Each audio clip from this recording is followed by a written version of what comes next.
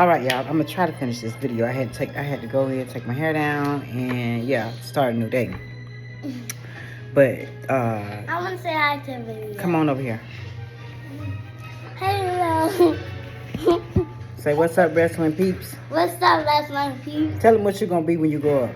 I'm gonna be a wrestler. Okay, which company you gonna work for? I'm gonna be a doggy sitter. I'm gonna be a hair thing so I can do my grandma's hair. And Okay, that's enough. She was supposed to tell y'all what company she worked for, but she wouldn't tell y'all what else she gonna be. A dog sitter, a hairdresser like her grandma, and you know, all that other stuff. But anyways, let's get back into this Friday night SmackDown. It was good. But I really didn't like the way Chicago did Charlotte Flair. You know, Chicago wouldn't let her talk, so therefore Tiffany got the better of her. The low blows and the jabs and the digs, that wasn't it. You know what I'm saying? So that actually shows me that there's some real heat there. I mean, it's some heat there. That's why I said what I said. If y'all think Charlotte is gonna give Tiffany the rub, that's not gonna happen. She's not gonna she's not gonna push Tiffany over. She's not gonna do any of that, because it's one thing to, you know, have your beef, but it's another thing to come out and just say what you actually really feeling, which is that's why you're 0-3 in your marriages. You know? So I thought that was distasteful on Tiffany's part. You got to remember, this is a story.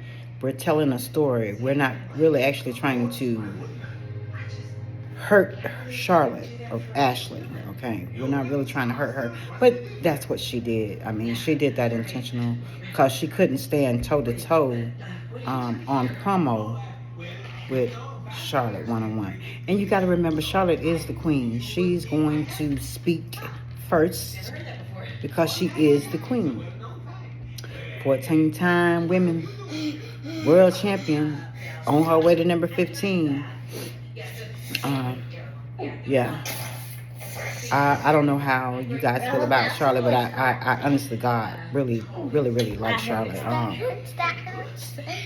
She ain't the best at times, but you know what I'm saying, you gotta give it to her. You gotta give it to her. You gotta give her props.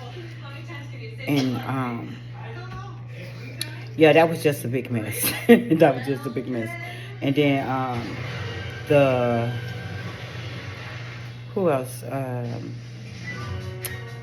God, it was on the tip of my tongue. I was just gonna call their names out because Bianca and not Bianca. I don't know why Bianca's always on my mind.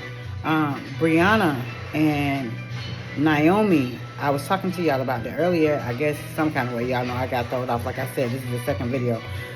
I'm trying to finish this. So Naomi got ready to wrestle B-Fab, and before she came out, before she can get to the ring, Jade attacked her from behind and whooped her up a little bit. And I think that was just to help Brianna have a better chance of winning, which anyways, so they got in the ring, they wrestled, you know. Brianna was doing her thing, she was holding her own, and then she slipped up and got that big long leg caught up in that rope, and everything went downhill.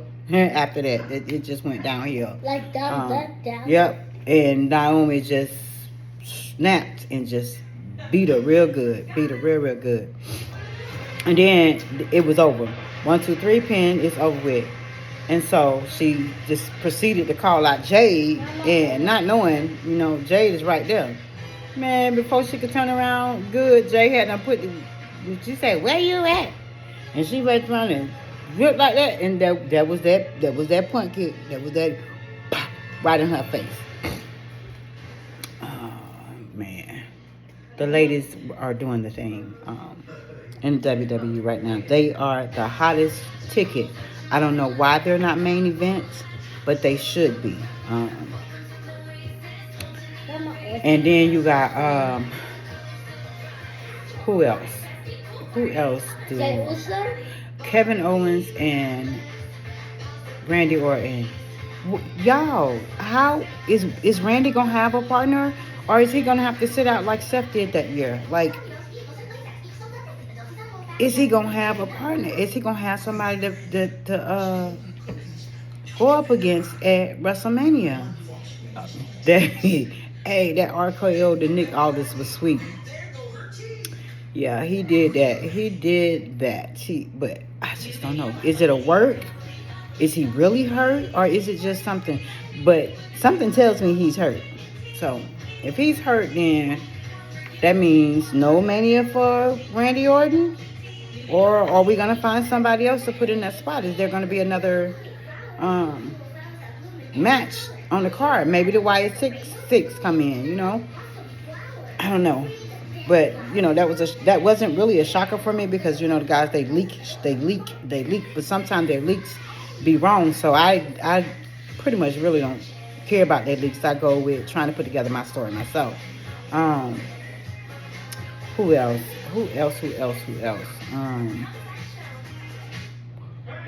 LA. So we got LA Knight and Jacob Fatu at WrestleMania. We already knew Jacob was gonna be Braun.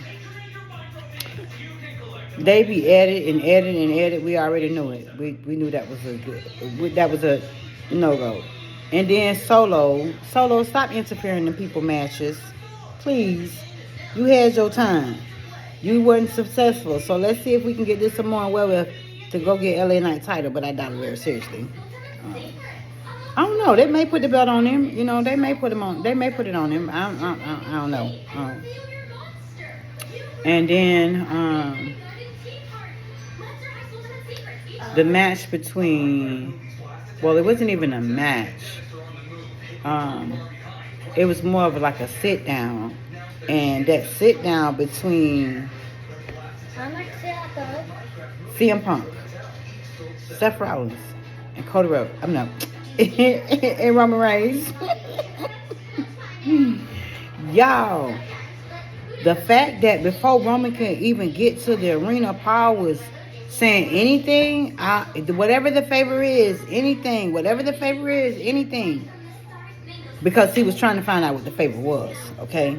And him not knowing what the favor was driving him absolutely crazy, the same as it was doing all of us. All of us that don't care about leaks and want to continue with trying to understand the storyline. So when he said that, and Paul was graciously waiting on Roman. Seth pulls up. He thought, oh, it wasn't here, him. And then finally Roman shows up 10 minutes before the show go off. 15 minutes. I think it was 10 or 15 minutes before the show went off. And so he come out, cut his little promo, and demand for CM Punk to tell him what the favor is. And so CM Punk just told him for him to deal with him and Seth Rollins by himself with nobody in his corner, because he wanted Paul Heyman in his corner. And Roman was demanding for Paul to say no. But Paul said, no, my tribal chief. He can't do that. You know what I'm saying? He a man of his word. He promised CM Punk something, so he got to do it. That's his best friend. Well, Roman didn't like that too much. And I understand that. But Roman got to also remember that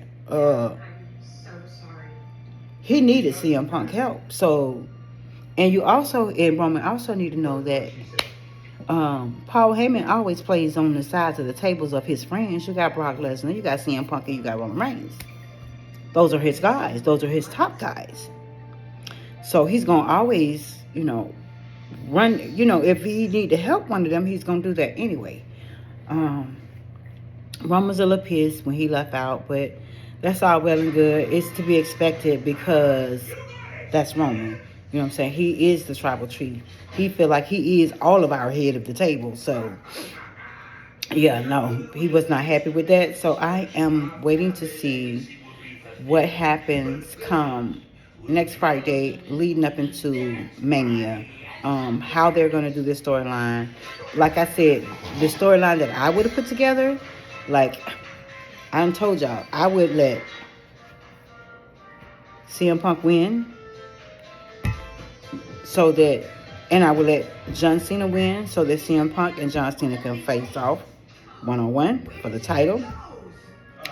And then I would let that title go to CM Punk. And then I would have CM Punk and Roman Reigns wrestle at the next main PLE.